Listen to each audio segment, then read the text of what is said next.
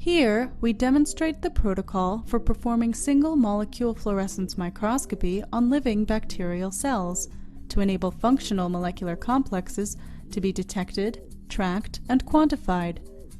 This protocol begins with growing bacteria which make a protein tagged to a fluorescent dye molecule. After 4 to 6 hours, a small volume of cells are extracted from the culture and their flagellar filaments truncated by shearing. A glass cover slip inside a flow cell is coated to allow cells to stick to the surface. Cells are injected into the flow cell and tethered via a flagellar stub, which is viewed in fluorescence using laser excitation microscopy. A high quantum efficiency camera then records the bright field and fluorescence images of the tagged molecular complexes.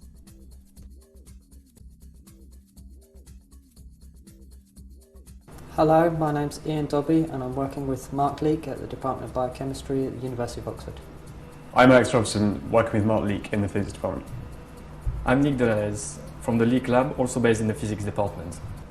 Today we'll be showing you the procedure for visualizing single molecular complexes in living bacteria using advanced fluorescence microscopy. We use this procedure to study the stoichiometries in a functional state. We also use it to investigate real-time dynamics of natural biological machines at a nanometer length scale. So let's get started.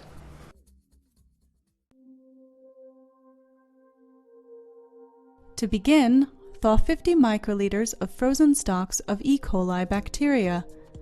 These have been modified genetically to tag a protein with a fluorescent dye molecule. Inoculate 5 milliliters of LB growth media